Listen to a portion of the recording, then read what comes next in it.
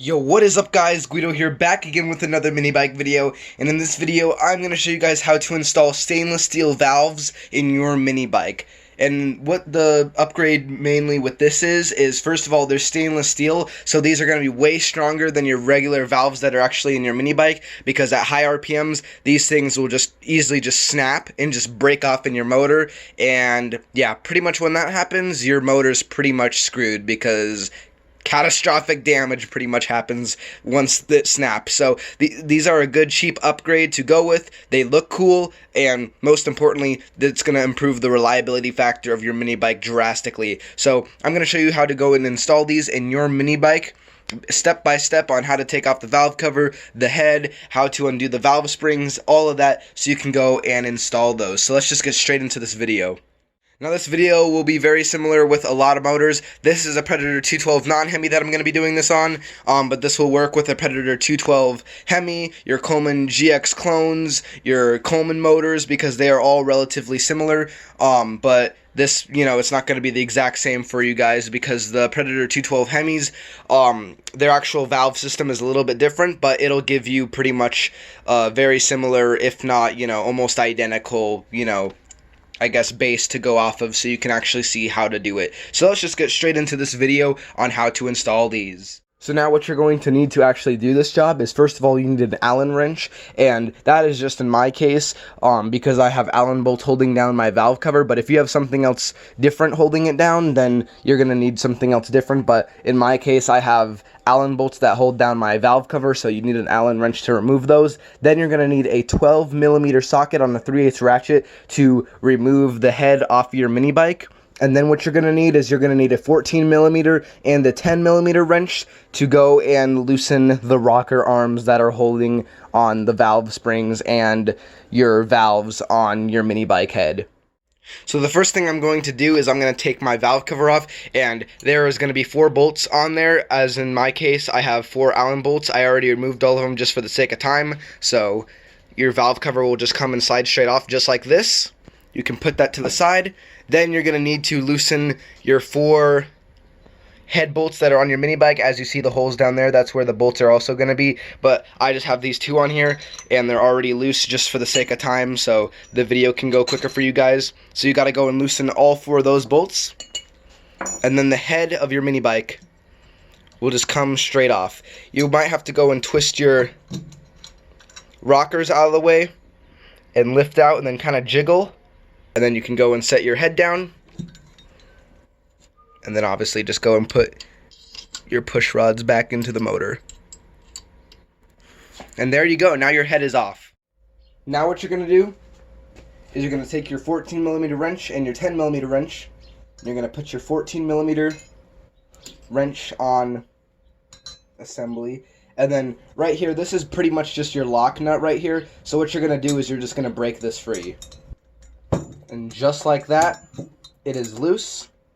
Now once you go and remove the 2 lock nuts and then the 2 nuts, your rocker arms will just go and come straight out just like that.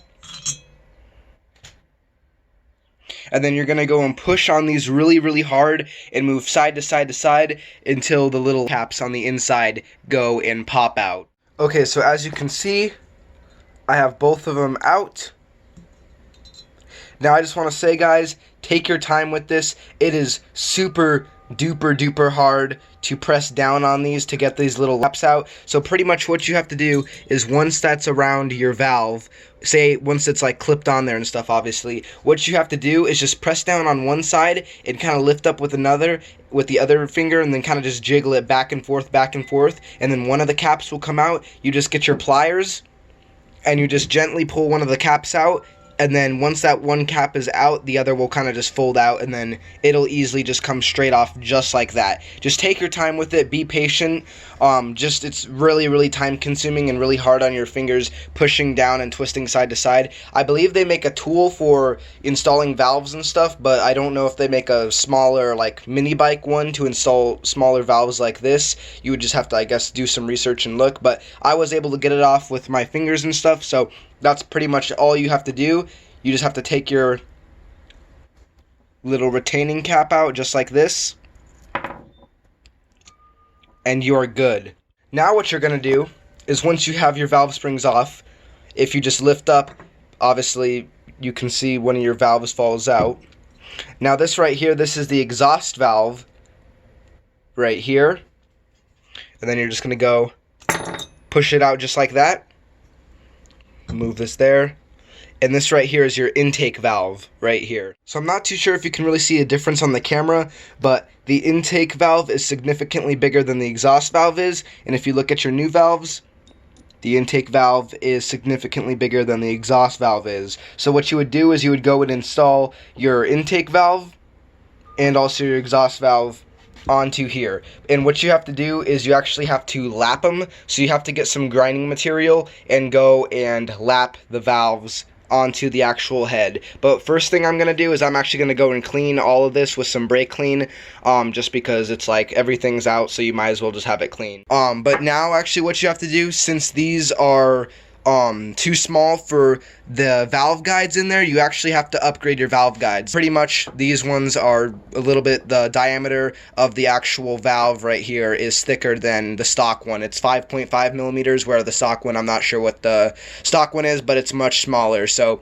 if you're doing this job and want to put the stainless steel valves in your mini bike, make sure you go and get the 5.5 millimeter valve guides, so you can replace your old valve guides with the new ones, so the new upgraded ones will fit. Now what you're gonna do is you have to go and undo the little clip right there, and then on the intake side, this little thing just pops straight off just like that, and you also have to undo that one, and then they'll just fall straight through. Okay, so as you can see, I have the new brass ones in. To get this little clip off, as you can see, I went and just kind of pried it out. And then what you have to do is just go from underneath here and just pound and pound and pound both of them out. That's what I did. Just got an extension on there and just had a big hammer and just hammered it, and then it'll finally come out. I recommend using like WD-40 because it'll seep in between there and easily like work it out and stuff, so that made it a lot easier. So as you can see, I have the clips on there the way they should be. And now what you need is some valve grinding compound,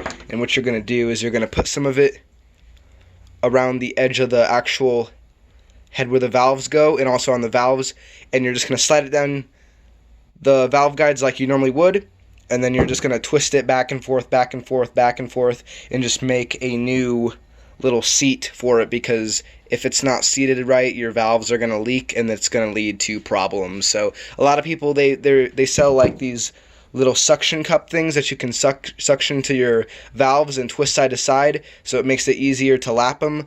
And then some people just attach this to the chuck of a drill and just twist and use the drill just to go and grind it back and forth, back and forth, back and forth, to actually go and, make the, the seat on the actual head. But what I'm going to do is just try to do it with hand, and yeah, we'll see how far I get just by twisting it back and forth, back and forth.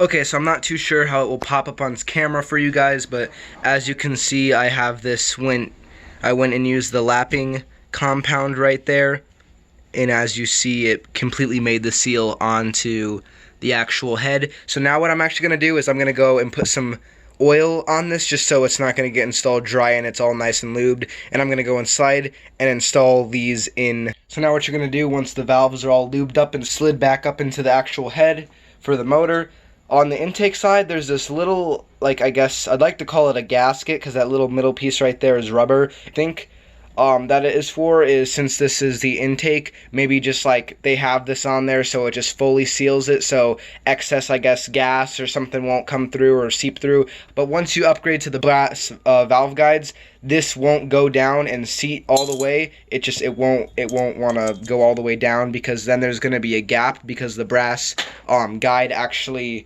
is a little taller when it's actually in the actual head of the motor, so you're not able to run it, because then your valve spring, it's not going to be even. So I'm going to run it without. Once everything is installed completely like this, you're going to go and put your valve springs back on. So now what you do, you just take your 26-pound valve springs, as you can see right there, and then you just go set it straight on just like that. Put the other one back on just like that.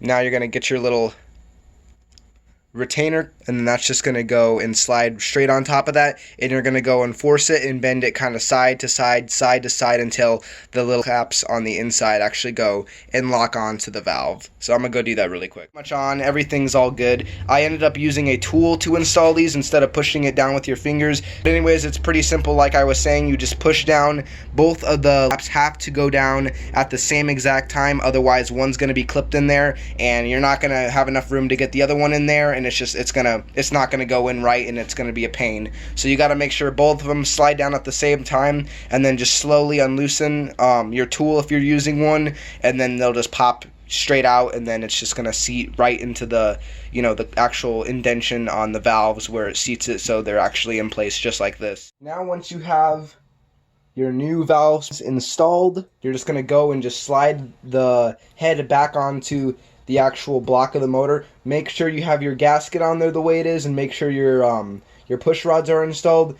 and also make sure your head guides are in the correct orientation and installed as well. What you're going to do, you're just going to slide your push rods through the little notch like they need to go, and then they're going to actually come up into the head, where you kind of have to snake them through a little bit and jiggle them back and forth and such until it kind of fully goes and clicks down. Make sure it's seated all the way on there.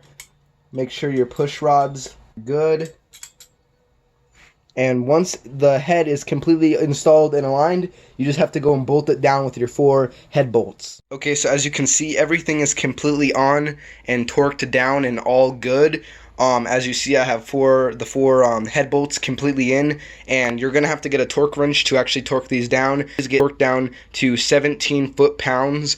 And I looked that up to inch pounds, and inch pounds is 204 inch pounds. So pretty much what I did is I just did this to the lowest setting, which is 20 inch pounds, and I just did 20 inch pounds on each, 40 inch pounds on each, 60 inch pounds on each, and just went up in 20 inch pound increments, and I just stopped once I hit 204. So once everything is completely installed like this, you just have to go and put your rocker arms back on. So as you see, this is your rocker arm right here, and it's pretty simple. This just slides straight over like this. As you see, the dimple and how it's imprinted out, and then how it's sucked in, it just slides straight on, and obviously just goes straight like that. And the sucked in side goes and rests on the push rod just like that. Okay, so as you can see, I have the rockers in place, also with the little bolt right there, and the motor is at top dead center. Let's see if I can kind of get you can see the piston is completely top dead center right here. So you want to make sure when you're doing your valve lash that, like I said, piston at top dead center. And a lot of people are like, oh yeah, you should adjust the valve lash when the motor's cold, and then after it's been ridden, go and adjust it when it's high. Just thought I would mention that. Anyways, as you see, I have everything completely installed. Now what you have to do is you just have to get your 2 lock nuts right here. So pretty much once you have gotten your actual lock nuts completely on there, you just need to go and pretty much just tighten both of those down and tighten them against each other. And when you go and do that, you're gonna need a set of feeler gauges right here. So now you can just go and buy the size individually, or just get like a little full kit, I guess, like this. I recommend you just get the kit. It's like $3. So pretty much this is what it is. Now you have to set your valves to 0.003, and don't go over 0.003, because then while you're pull starting it, it may kick back, and actually, while you're pull starting it, it's going to kick back and pretty much just jerk your arm in. And pretty much what happens, why that happens, is your valve lash is too loose, and the motor's actually firing backwards, so it's kicking back, especially if you have the advanced timing from the ARC billet flywheel. So I recommend just setting it to 0.003. That's what the stock manufacturer requires for these motors, and also if you have upgrades, it's still 0.003. And if you have it completely set to that and it's pulling back, and you're pulling it and it's jerking back at you, or it's just not wanting to start at all, go and set it to 0.002, and pretty much it won't kick back. It's going to be pretty much perfect. So you might have to do a little bit of a tighter setup depending on what you're running, how your motor and stuff is. is, but if not, it's just 0.003. And once your valve lash has been set properly with your feeler gauges, you just have to go and install your valve cover back onto your mini bike motor. Anyways, I hope you guys enjoyed this video on how to install stainless steel valves. If you guys have any questions, comments, concerns, what did I use, anything about the video, please comment that down below. I will answer every single one of them. And yeah, with that, guys, make sure you guys like and subscribe. Peace!